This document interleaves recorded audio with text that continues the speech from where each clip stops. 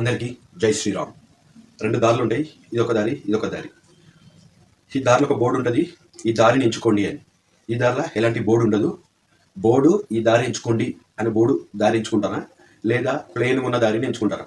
బాగా థింక్ చేయండి, గుర్తుపెట్టుకోండి. కన్వర్ట్ అవుతున్న వ్యక్తులకి, మన ఆడబడుచులకి, వాళ్ళకి చెప్పడం జరుగుతుంది.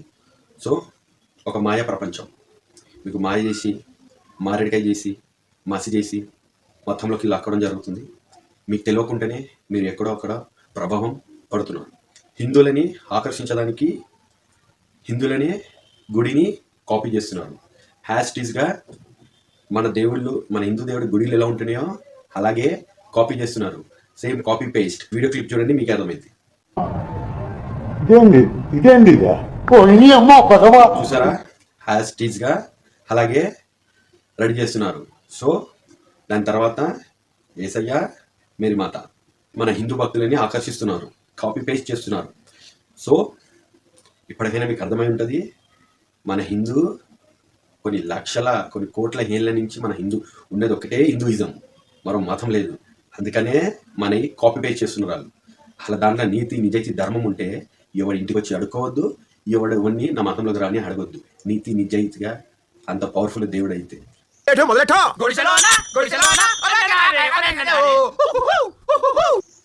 మనస్ఫూర్తిగా నేనే మంచి జరుగుతుందంటే నేనే రావాలి. ఎవడో చెప్పి నాకు ఎవడో ఆశ చూపించి మాసం అని చెప్పే వాళ్ళని ఇంకా ఏ పేరుతో పిలవాలో మీ విజ్ఞతగా వదిలేస్తున్నాను. సో చాలా మంది మాత్రం మోసపోతున్నారు. సుప్రభాతం లేదు, మన హిందూ సుప్రభాతాన్ని కాపీ చేసి పెట్టడం జరుగుతుంది. ఇచ్చిన ఈ క్లిప్పింగ్, ఈ వీడియో క్లిప్ చూడండి.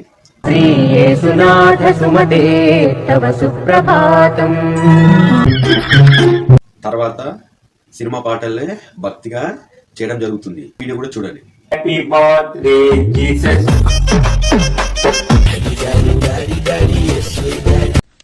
ఎందుకు పుడతారో కూడా తెలియదండి మనుషులు. కొంతమంది బేసిక్ సెన్స్ ఉండదు మనుషుల దగ్గర. దాని తర్వాత జనాలని డబ్బులు ఇచ్చి, ట్రైనింగ్ ఇచ్చి, సినిమా ఆర్టిస్ట్లని లాగా పట్టుకొచ్చి చర్చిలలో ఏదో మాయామంత్రం చేస్తున్నాం అని చెప్పి నీళ్లు జల్లంగానే ఏదో పవిత్రమైన నీళ్లు, ఇది ఏసునాథ్ బాధించిన నీళ్లు అని చల్లితే గిలగిల కొట్టుకుంటున్నారు. ఇది ఇంతకంటే దారుణము ఎక్కడ లేదు. ఇప్పటికైనా కళ్ళు తెరుచుకోండి.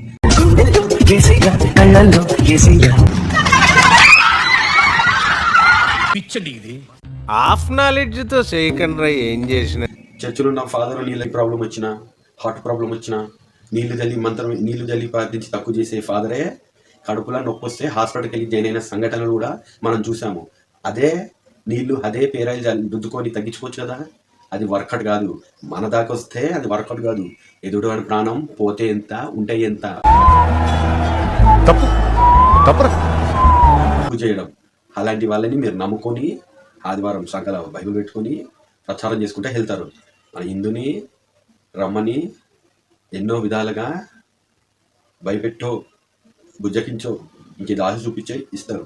మతం మారిస్తే తల్లి పాలు తాగి రొమ్ముడు గుద్దినట్టే అని ఎన్నోసార్లు చెప్పాను, ఇప్పుడు కూడా చెప్తున్నా. సో ఇలాంటి వాళ్ళతో జాగ్రత్త ఉండండి. త్వరలో రాబోయే కాలంలో ఒకే ఇజం, హిందూ దేవుళ్ళే మీకు తెలిసి వస్తుంది ఎంత గొప్పనో. మన రాష్ట్రం కాదు, మన ఏరియా కాదు, మన దేశం కాదు, అలాంటి దేవుని నెత్తినెత్తుకొని వెళ్తున్నాం.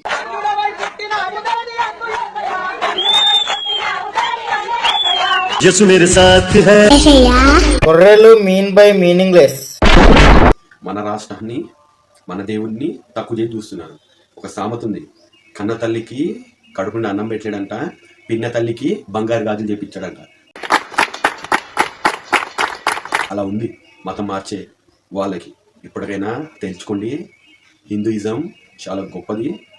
నేను అనడం కాదు, అమెరికాల, యూకే, యుఎస్ వాళ్ళే మన మతంలోకి రావడానికి ఎంతో ఇష్టపడుతున్నారు. యేసుని హిందూయిజంలోకి పట్టుకురావడం అంటారు. వాళ్ళని చూసి కూడా మీరు ఇలాగే ఉంటే అది మీ విజ్ఞతకి, మీ కర్మకి వదిలేస్తున్నాను.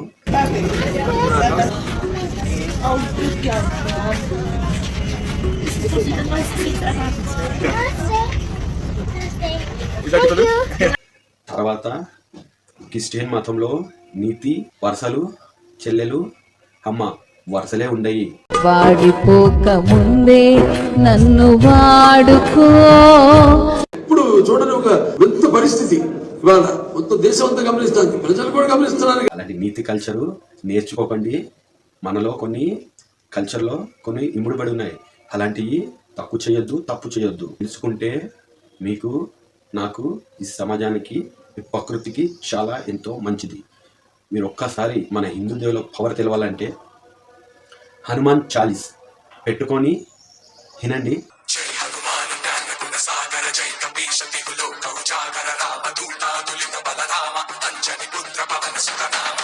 లేదా హనుమాన్ చాలీస్ బుక్ చదవండి. అందులో గొప్పతనం మీ నరనరాల మీకు తెలియకుండానే మీకు వైబ్రేషన్ వచ్చేస్తుంది. అది పవర్. ఎప్పటికైనా ఏదో పవర్ నడిపిస్తుంది. అది మన హిందూ దేవుళ్ళే, మన హిందూ కల్చర్నే బతికిస్తుంది. సో దయచేసి మీకు ఇష్టపూర్వకంగా మీకు ఇష్టంగా వెళ్ళాలనిపిస్తే వెళ్ళండి, నో ప్రాబ్లం. ఏదో మీకు భయపెట్టించో, లేదా మీకు ప్రాబ్లం ఉన్నప్పుడు మిమ్మల్ని భయపెట్టించో, లేదా మీకు డబ్బులు ఇచ్చో, లేదా రా అని పిలిస్తే వెళితే అది అంతకంటే దౌర్భాగ్యం లేదు. దెబ్బ తగిలితే అమ్మ అంటాం. ఎందుకు? మన కన్న తల్లి కాబట్టి. అదే కన్న తల్లిని మార్స్తే మతం మార్చినట్టే. అదే మతం మారిస్తే దెబ్బ తగిలితే అమ్మ అనకండి, ఇంకేదన్నా అనుకోండి. నమ్మకం లేదు. ఎందుకంటే ఆల్రెడీ మీరు మొత్తం కొడుకపోయారు.